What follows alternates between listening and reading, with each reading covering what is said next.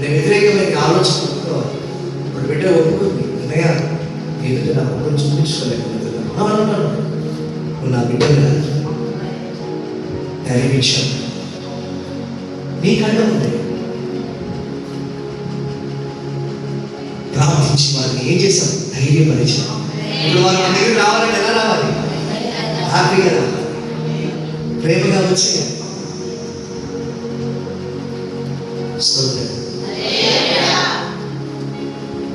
మనం చెప్పక్కర్లేదండి.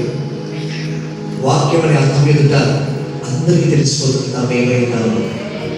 అందుకని వాక్యానికి వస్తే మన తప్పులేంటి మనకు కనబడితే మన అపవిత్రమైన కార్యాలు, ఆలోచనలు, చదువులు, గొలుగులు, మన మూర్ఖ స్వభావం ఏంటో అర్థమవుయి మనం ఏం చేయాలంటే ఒప్పుకొని దాన్ని విడిచిపెట్టాలి. శుద్ధ హృదయాన్ని సంపాదించుకుంటాం. గట్టిగా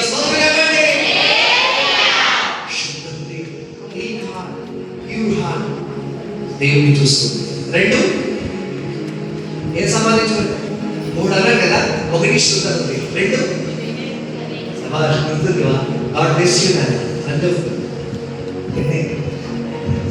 వివేక హృదయం. చెప్పండి 2.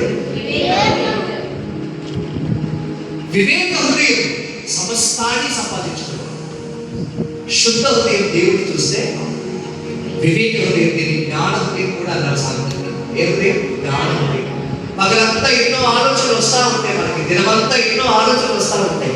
వివేకి అయిన వాడు అవసరమైన దాన్ని తీసుకుంటాడు. బావిలో నీళ్ళు, అన్ని నీళ్ళు ఉంటాయి బావిలో, అన్ని తీసుకుంటావా? ఏం తీసుకుంటాం? నీకు కావాల్సింది తీసుకుంటాం.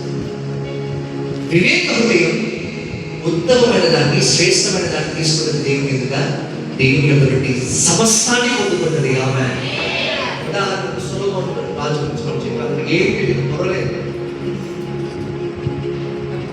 వయసు లేదు, పొరలేదు, భయపడిపోయాడు. ఇంత గొప్ప జనాంగానికి న్యాయంగా తీర్చగలిగిన వాడు, మంచి చెడులను వివేచించగలిగిన వాడు, న్యాయం తీర్చగలిగిన వాడు ఎవరు? ఇంత పెద్ద జనాంగాన్ని నాకు వివేక హృదయాన్ని పోయి దేవుడు అన్నీ ఇచ్చేసాడంటే అనుకూలమైన దేవుని ఎదుట సమస్తాన్ని పొందుకుంటావు. వివేక హృదయం. వ్యర్థమైన భక్తి చేయవు, నిష్ఫలమైన వాటి కోసం పోరాడవు. ఏది శ్రేష్టమో మాట వినుట శ్రేష్టం కదా. బరుల కంటే, విస్తారమైన బరుల కంటే మాట వినుట శ్రేష్టం కదా అనేది ఏ హృదయం?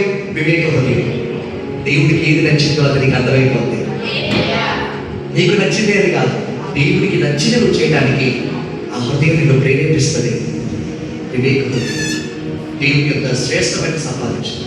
3 పూర్ణ హృదయం. దీని గురించి పోయినసారి మనం చెప్పుకోవడానికి లేఖనాలు తీయలేదు, సమయం లేదన్నా. పూర్ణ హృదయం. కాలేబు యెహోషువ గురించి మనం చెప్పుకున్నాం. పూర్ణ హృదయంతో వారు నన్ను అనుసరించి నడుచుకున్నారు కాబట్టి, కాలేబు తన పూర్ణ మనసుతో నన్ను అనుసరించాడు కాబట్టి అతనికి, అతని సంతానానికి ఆ దేశాన్ని నేను ప్రవేశపెడుతున్నాను, ఆ దేశంలో సొంతించేస్తున్నాను అన్నాడు. కేవలం కాలేబు కొరకు దేవుడు ప్రమాణ వాక్యం కట్టాడు. ఒక్క వ్యక్తి కొరకు ఆయన ప్రమాణం చేశాడండి. 6 లక్షల కాల్వలు ఎక్కడ? ఒక్క కాలేబు ఎక్కడ? చెప్పండి.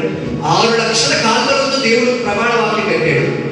వాళ్ళెవరు నా విశ్వాసంలో వాడు ప్రవేశించలేరు, కానీ కాలేబు ప్రవేశిస్తాడు. కాలేబు కోసం ప్రత్యేకంగా ప్రమాణం కట్టాడు ఆయన. అందుకే నాకు ధైర్యం చెప్పాను, ఒక్కరినైనా నీ దగ్గరికి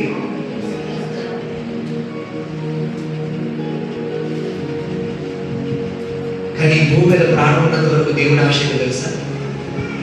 99 మంది నీతిమంతుల కంటే ఒక్క పాపి మారు మనసు పొందడం ఆయనకి చాలా ఇష్టం. ఆయన అక్కడ మాత్రం ఇక పాపి మారు మనసు పొందడం కాదు, ఆయన దగ్గర ఉంటారు నీతిమంతుల గురించి ఆయనకు ఆనందం. అందుకే ఇక్కడ ఉన్నంత వరకు మనం ఏం చేయాలంటే అతిక్రమంలో ఒప్పుకొని, విడిచిపెట్టి, కనికరాన్ని పొందుకొని, హృదయ శుద్ధిని పొందుకొని, వివేక హృదయం దేవుడికి నచ్చింది చేస్తూ పూర్ణ హృదయంతో ప్రభువుని హత్తుకొని ఉండాలి. గట్టిగా చెప్పండి.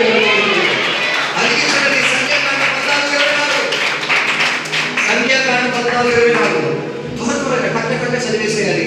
మన కన్ఫ్యూషన్కి వచ్చారు. 10 భాగాలు అయిపోవాలి.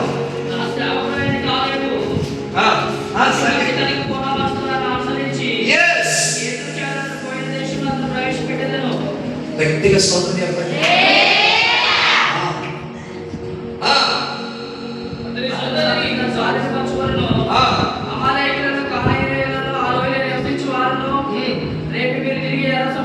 చాలు అతనిని అతని సంతానాన్ని ప్రవేశింపచేస్తారు. మరి మిగిలిన వాడు ఏమంటారు? ప్రవేశించలేదు కదా. ప్రమాణ వాక్యం ఈ ఒక్క వ్యక్తి గురించి దేవుడు మాట్లాడుతున్నాడు. తన మాటను ప్రమాణంగా స్థిరపరిచాడు.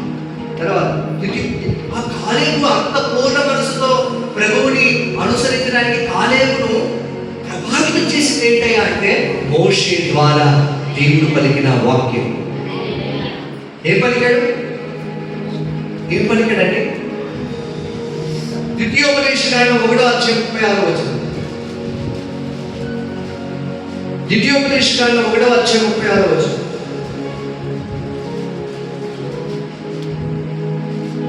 త్వరగా చదివేవారే లేరా?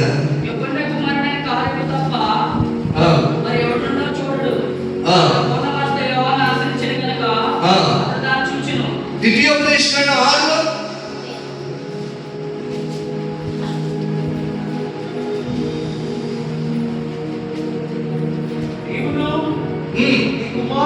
ఎన్నో వచ్చిందా?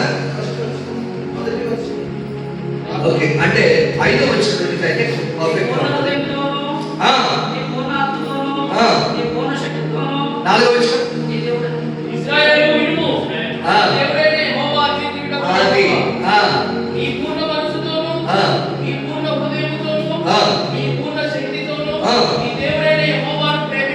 గట్టిగా ఈ మాట కాలేబును బలపరిచిందా లేదా? ఇది ఎవరి వాక్యం? మోషే ద్వారా దేవుడు బయలుపరిచిన ధర్మశాస్త్ర వాక్యం. నీ దేవుడు ఎవరో నీకు తెలిస్తే, నీ దేవుడు ఎవరు? ఆశామాషికుడు అండి. భూమి ఆకాశం సృష్టించిన వాడు, సర్వశక్తుడైన దేవుడు, అసాధ్యముడు ఆయనకి ఏది లేదు.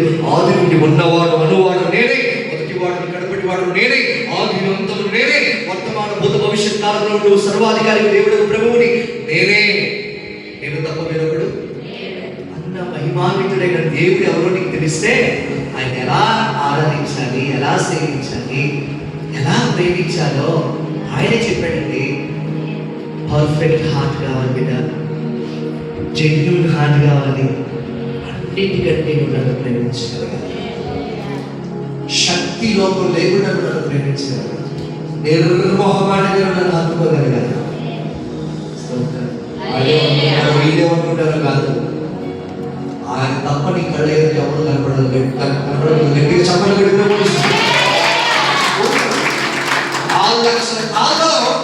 6 లక్షల కాలంలో ఒక్కడు ప్రత్యేకంగా జీవించలేదు. మిగతా వాడు తీసుకొచ్చారు కదా ఎవరిని? ఐగుప్తీయుల్లో కొంతమంది దాసునాడు తీసుకొచ్చారు కదా, వాళ్ళు ఎడుతున్నారు. నువ్వు ఐగుప్తులో ఉంటే మాకు మాంసం ఉండేది, ఇక్కడికి వస్తే కాకరకాయలు, ఇక్కడ మన్నా అంటున్నారు, ఉల్లిగడ్డలు ఉంటే సొరకాయలు ఉంటాయి అని ఎడుతుంది. వాళ్ళతో పాటు ఇల్లు కూడా ఏంటంటున్నాడు? ఏడుతుంది. మాకు మాంసం కావాలి. వాళ్ళు ఎడుతుంటే వీళ్ళు ఏం చేస్తారు? ఏడుతుంది. అంటే లోకం వీళ్ళని ప్రభావితం చేసింది కానీ వీడు వాళ్ళని ప్రభావితం చేయలేకపోయారు. కానీ మోషే నుండి వినబడుతున్న ధర్మశాస్త్ర వాక్యం కాలేబును ప్రభావితం చేస్తుంది. అందరి ఎదుట కాలేబు తన వస్త్రాలను చిక్కుకొని ఎలాగా తొందరపడదు, దేవుడు మనల్ని పాలు తేలిన ప్రవహించే దేశాన్ని తీసుకుని వెళతాడు. ఆయన సమర్థుడు. మన ఎదుట ఉన్న శత్రుడికి భయపడద్దు, ఆయన వారి కంటే భీకరుడు అని చెప్తున్నా. అర్థం కాలేదండి. ఎందుకంటే వాళ్ళ హృదయం మోసపోయింది, అస్థిరమైంది, అపవిత్రమైంది, కఠినమైపోయింది. ఎవ్వడూ బాగు చేయనంత దుష్టత్వంతో నిండిపోయింది. దేవుని వాక్యాలు అర్థం కావట్లేదు. కానీ కాలేబు హృదయంలో వాక్యం మిగిలిపోయింది. ఒక్కడి గ్రహిస్తున్నాడు. అందుకని దేవుడు ఆ ఒక్కడి పట్టు నిలబడ్డాడు. ఈరోజు మీలో కాలేబు ఎంతమంది ఉన్నారు? కాలేబు వలె దేవుడిని సేవించే వారు ఎంతమంది ఉన్నారు? ప్రపంచం అంతా ఒక దిక్కు వెళ్ళిపోతుంది. ఎన్నో మాటలు, ఎన్నో ఆలోచనలు, ఎన్నో ఆశలు, ఎన్నో ఆకర్షణలు, ఎన్నో వైభవాలు లోకంలో ఎన్నో సంగతులు కనబడుతున్నాయి. కానీ మనసు మాత్రం బ్రతుకుగా ఉంది. ఎందుకంటే వాక్యం నీలో పనిచేస్తుంది. ఎంతమంది జనాభా దగ్గరికి వెళ్తున్నా కూడా ఈ విశ్వాసం చెక్కు చెదరట. ఎందుకు తెలుసా? ఇలా ఆజ్ఞాపించిన 6వ వచనం చూడండి, ద్వితీయోపదేశకాండం 6వ వచనంలో, నేడు నేను మీకు ఆజ్ఞాపించి ఈ మాటలు ఎక్కడ ఉండాలి?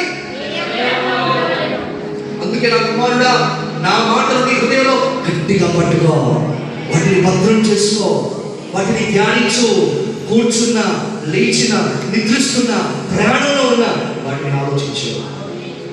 అవి నీ మెడకు కంఠాభూషణంగా ధరించుకో, నీ తలకు కిరీటంగా అమర్చుకో. అప్పుడు నువ్వు కదల్చబడవు. పూర్ణ హృదయంతో చెప్పండి, ఏంటో?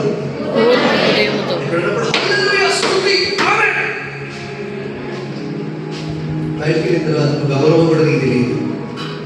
అలా ఇక్కడ ఏది వింటున్నావో అదే మాటలు బయట కూడా ముచ్చటించాలి. చెప్పండి, శుద్ధ హృదయం దేవుని చూస్తుంది, వివేక హృదయం దేవుని ఎదుటి శ్రేష్టమైనవి పొందుకుంటుంది, పూర్ణ హృదయం ఆయన బిడ్డగా నిలబెడుతుంది. ఆయన బిడ్డగా కాలేబు గురించి దేవుడు ఏమన్నాడు తెలుసా? నా సేవకుడైన కాలేబు అన్నాడు. మోషే గురించి ఏమన్నాడు? నా సేవకుడైన మోషే. అబ్రహాము గురించి ఏమన్నాడు? నా సేవకుడైన అబ్రహాము. దావీదు గురించి ఏమన్నాడు? నా సేవకుడైన దావీదు. మరి కాలేబు గురించి ఏమన్నాడు? నా సేవకుడైన కాలేబు. నీ పూర్ణ హృదయంతో ప్రభువుని అనుసరించి నడుచుకుంటే దేవుడు ఆ స్థానం ఇస్తాడు. అందుకే గుర్తుకుంటాను, శుద్ధ హృదయాన్ని సంపాదించుకుంటే ఆయన సంగ సహవాసం,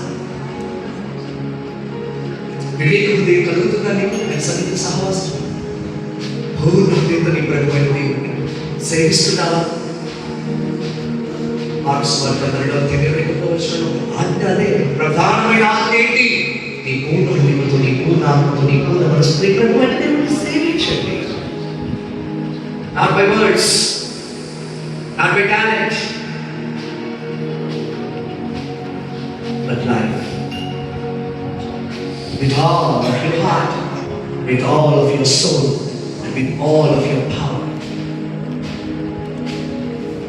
all of your life.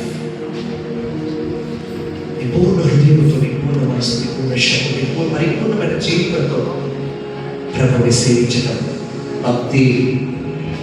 Amen.